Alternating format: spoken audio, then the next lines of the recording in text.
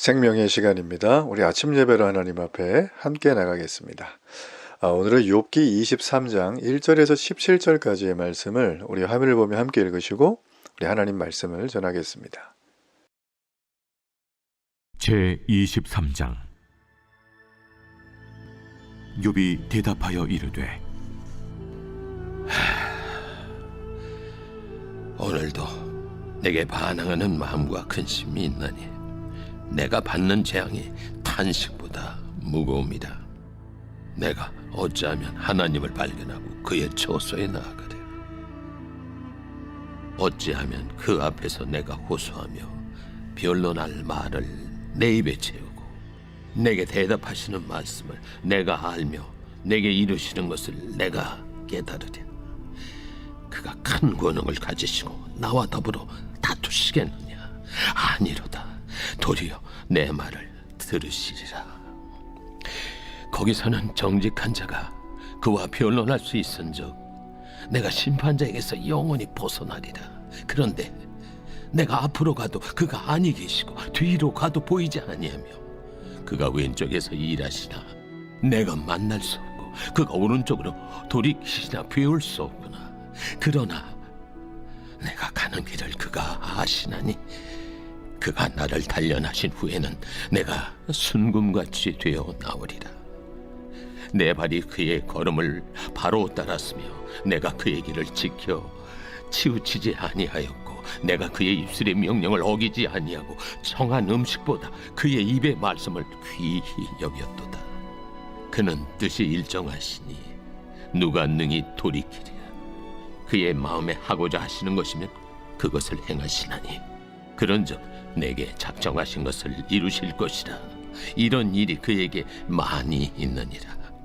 그러므로 내가 그 앞에서 떨며 지각을 얻어 그를 두려워하리라. 하나님이 나의 마음을 약하게 하시며 전능자가 나를 두렵게 하셨나니 이는 내가 두려워하는 것이 어둠 때문이나 흑암이 내 얼굴을 가렸기 때문이 아니로다.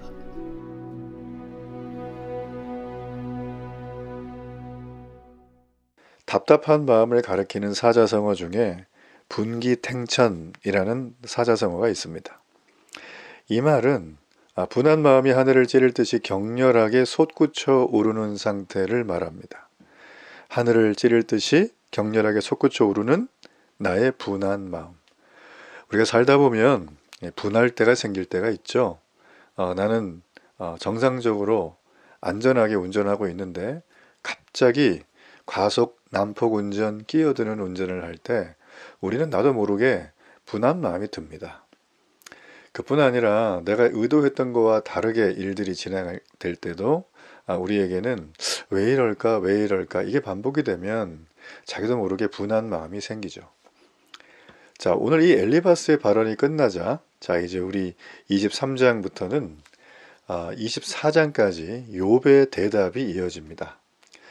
욥은 그의 발언을 다 듣고 난 다음에 분기탱천하고 있습니다.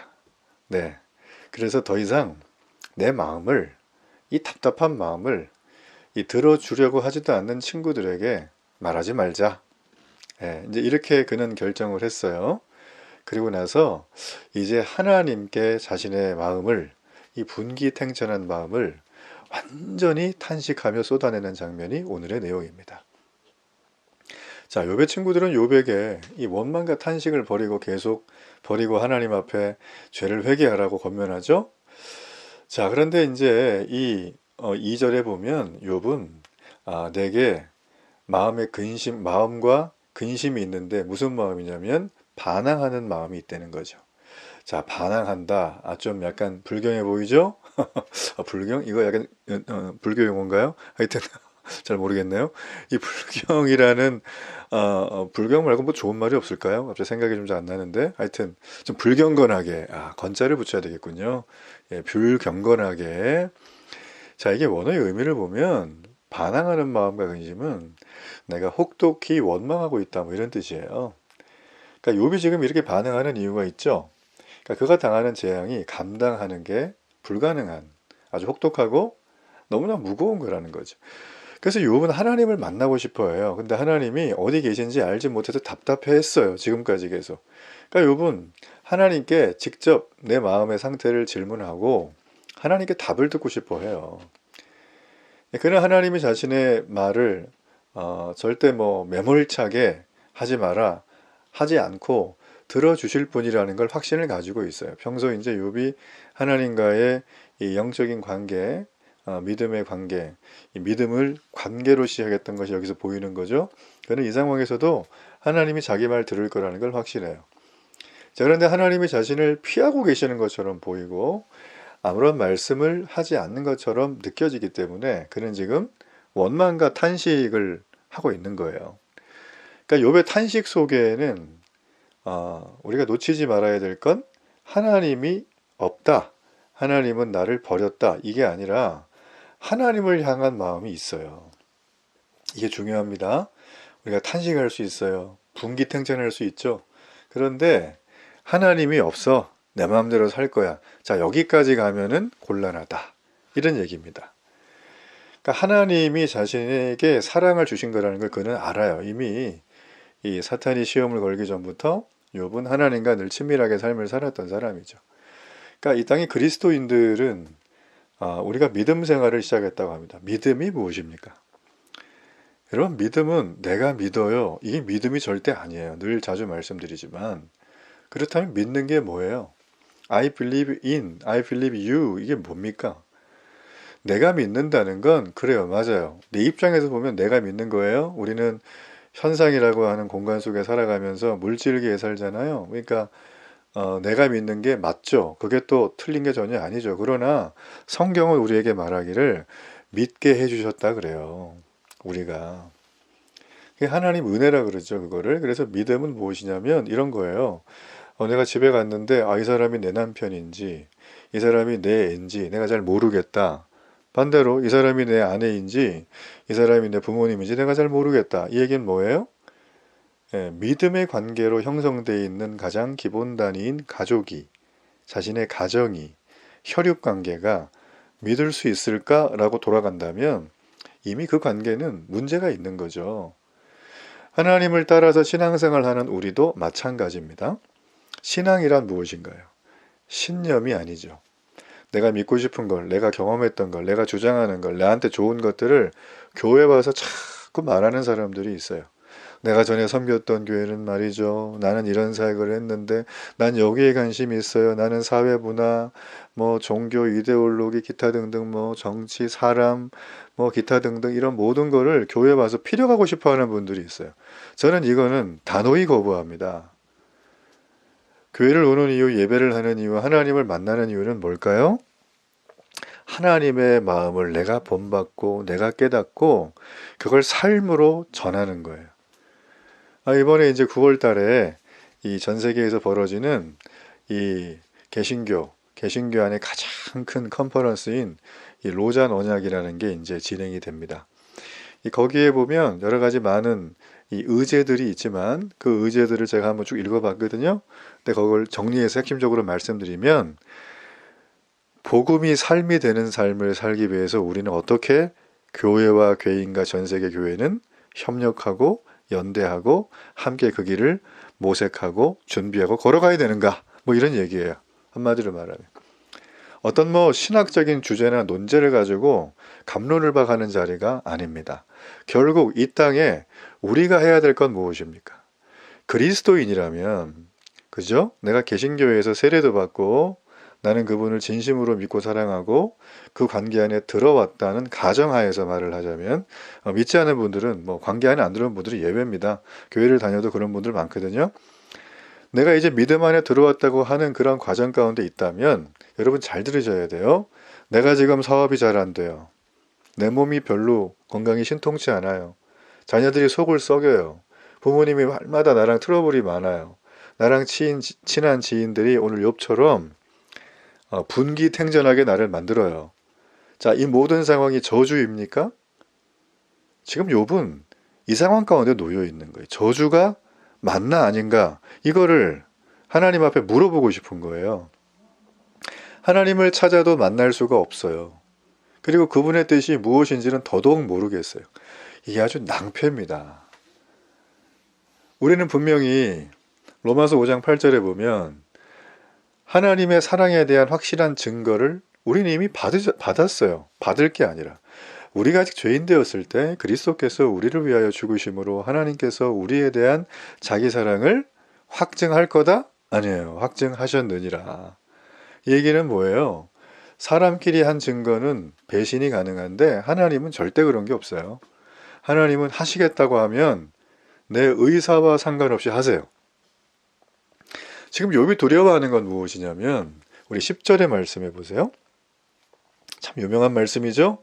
내가 가는 길 그가 아시나니 그가 나를 단련하신 후에 내가 순군같이 되어 나오리라. 저는 개역 개정보다 개역 성경 옛날 그 구수한 버전이 더 좋아요. 이게 뭐 찬양도 있죠. 주가 베푸신 생명의 길 하면서 나를 단련하신 후에 내가 정금같이 나아가리라. 참, 이 순금보다는 정금이 저는 더 좋은 것 같은데 지금 여러분 이 얘기를 욥이 왜 하는 거예요? 지금 욥이 자신이 죄가 없다, 무죄하다는 확신이 있습니다. 근데 하나님이 이를 알아주시는지에 대한 확신이 없어요. 그래서 그는 하나님 앞에 자신을 하나님, 저 정말 무죄한데 확신이 없어요. 저를 좀 시험해 주세요. 그 얘기예요. 그러면 자신의 무죄가 입증돼서 자신이 정금같이 정결한 상태임을 하나님이 아실 것이다. 자, 여기서 여러분 오해하지 마셔야 될 건 그냥 뭐 하나님 제 인생에서 저를 뭐 정금처럼 사용해 주세요. 그거 아니에요. 그거 아니에요. 이미 하나님의 관계 안에 있는 사람이 지금 이 얘기를 하는 거예요. 관계 안에 없으면 이건 해당 사항이 없어요. 하나님의 관계 안에서 믿음으로 살면서 자신이 무죄하다고 할 정도의 삶을 본인이 사는 거예요. 지금 욥은. 여러분 해당 사항이 있으십니까? 무죄보다 우린 유죄가 많죠? 뭐 별것도 아닌 거에 날마다 넘어지잖아요. 근데 욥은 우리가 1장 2장 봤지만 별것도 아닌 게 넘어진 게 없어요. 그는 이미 넘어짐을 미리 예방하는 백신도 맞아요. 밤새 잔치한 다음에 자기뿐만 아니라 자식들 다 불러다가 다 하나님하고 화목제를 하잖아요. 여러분 그거 보통 일이 아닙니다. 그거 뭐 회목제 하는 게 뭐 1, 20분에 끝나는 게 아니라 몇 시간 하는 거거든요. 시간과 노력과 에너지가 엄청 들어가는 거예요. 하루가 24시간인데 그걸 다 한다?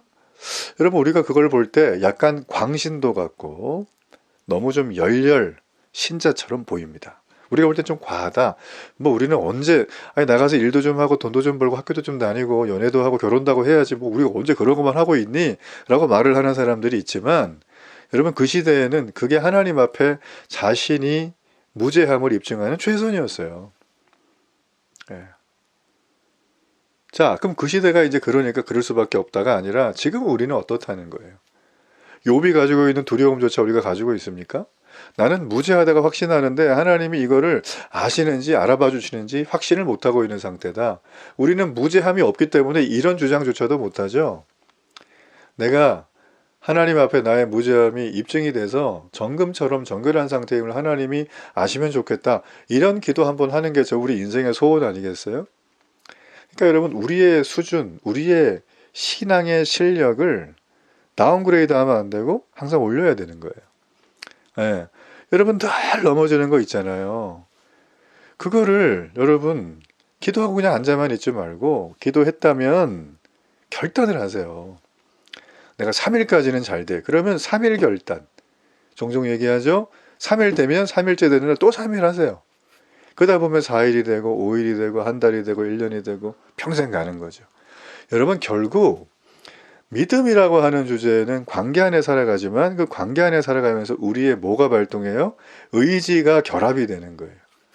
그 의지는 구원받기 위한 의지가 아닙니다. 여러분 여기서 조심하세요. 의지를 가지고 그러니까 열심과 노력과 수고를 가지고 율법을 지켜서 구원받는 사람은 없어요. 성경은 이미 그 얘기를 했거든요. 그럼 의지는 왜 필요한가? 이 땅에 나는 하나님 믿는 하나님 자녀야. 예수님이 신라이고 내가 신부거든. 난 정결하게 살 거야. 이거 하기 위해서 의지가 필요한 거예요. 이해되시나요? 그래서 주님이 율법을 폐하러 온 게 아니라 율법을 뭐하러 와요? 완성하러 왔죠? 율법이 뭐예요? 구원받기 위한 율법이에요. 그게 아니라 이 땅에 구별된 사람이라는 걸 세상에 실력으로 보여주는 거예요. 예를 들어서 내가 사업을 하는데 탈세를 조금만 하면, 그죠? 뭐 어떤 사람은 합법적인 탈세라고 하대요. 그런 거 없어요. 예, 법을 지키는 거죠. 악법이라도 지켜야 됩니다. 근데 그 법이 너무 문제가 돼서 나라가 망해가는 거라면 그건 좀 고려해야 되지만, 그 이외의 것이라면 정상적으로 세금을 내세요. 예. 그 세금이 딴 데로 다 새요. 아우, 억울해서 못 내겠어요. 여러분, 그건 우리 소관이 아니에요. 인생에서 우리 소관 아닌 게 얼마나 많습니까? 그런 거 다 따져가면서 이러쿵저러쿵 해봐야 여러분의 인생에 의지가 발동할 기회가 별로 없어요. 그러니까 우리의 믿음 안에 있는 사람이 의지를 발동한다는 건 내가 하고 싶은 대로 하라는 의지가 아니라, 그 하고 싶은 대로 하는 게 아니라 그거를 하나님께로 방향을 바꾸는 거죠. 그러면 그때부터 안목이 생겨요. 삶을 바라보는. 분별이 되고, 그 분별이 내 실력이 되는 거예요. 그 실력을 쌓으면은 내가 어떤 직업을 갖든, 내 상태가 지금 어떻든 내가 개의치 않게 됩니다. 지금 욥은 거기까지는 아직 못 나갔어요. 그러니까 두려워하잖아요. 근데 그 두려움의 수준이 우리랑 달라요. 아우, 내일 가다 교통사고 나면 어떡해. 아우, 갑자기 주식이 떨어지면 어떡해. 아우, 내가 망하면 어떡해. 이 정도 두려움이 이 사람은 아니에요. 그거는 이미 지나갔고요. 하나님이 나의 무죄함을 몰라주시면 어떡하나. 지금 그게 이제 이 사람의 두려움인 거예요. 전 여러분, 그래서 두려움의 수준을 업그레이드 하시길 바랍니다. 하나님이 작정을 하시잖아요. 그러면 반드시 이루어질 거라는 걸 욥은 알아요. 어느 누구도 하나님을 반대할 수 없어요. 만약에 하나님의 계획하신 바가 욥 자신이 무죄함을 밝혀주지도 않고 욥이 망하는 걸로 끝난다면 누구도 그건 막을 수가 없습니다. 이게 하나님의 주권이거든요. 제가 주일날 설교했잖아요. 에드워즈 목사님 얘기하면서. 그러니까 욥이 지금 그게 두려운 거예요. 그게. 내가 잘 먹고 잘 살래요? 그런 거 없어요.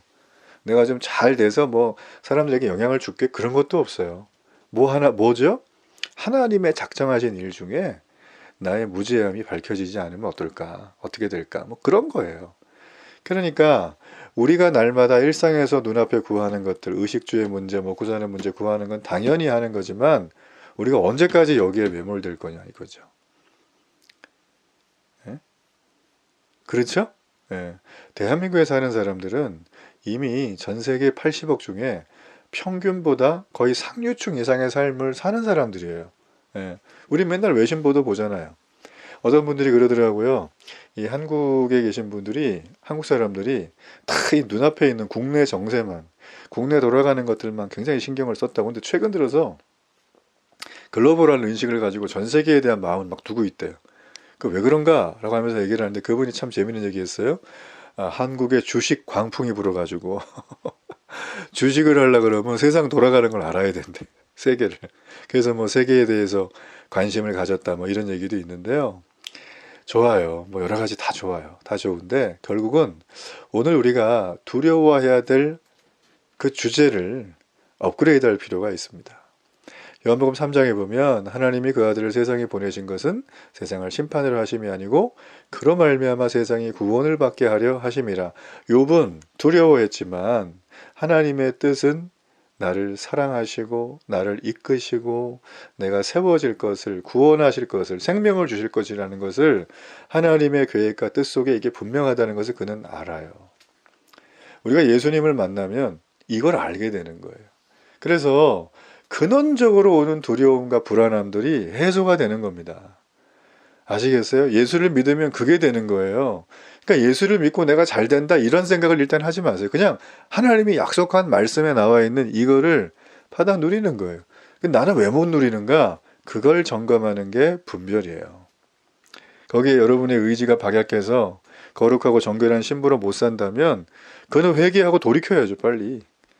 뭘 고민을 그렇게 많이 하겠어요. 돌이키면 돼요. 빨리 돌이켜야 돼요. 그거는. 그래야 본인이 복을 받는 게 아니라 이미 주신 복을 꺼내서 쓰면서 살 수 있어요. 축복은 받는 게 아니에요. 주셨어요. 이미 예수 믿으면. 이거 주셨다 그랬잖아요. 금방. 하나님 사랑과 하나님의 구원의 그 계획을 알아요.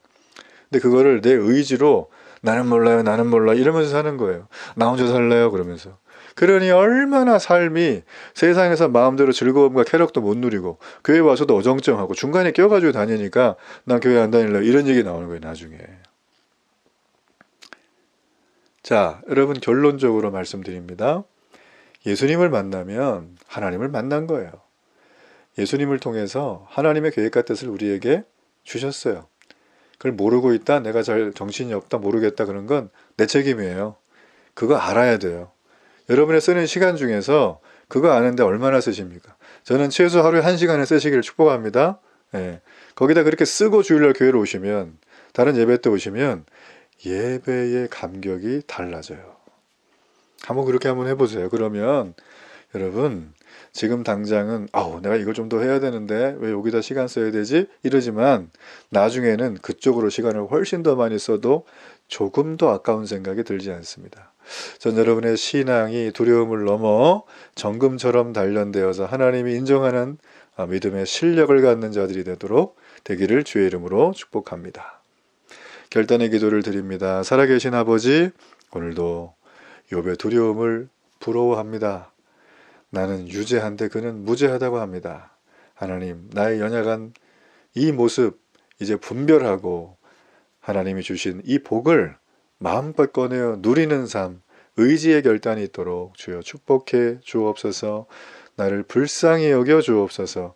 예수님 이름으로 기도합니다. 아멘.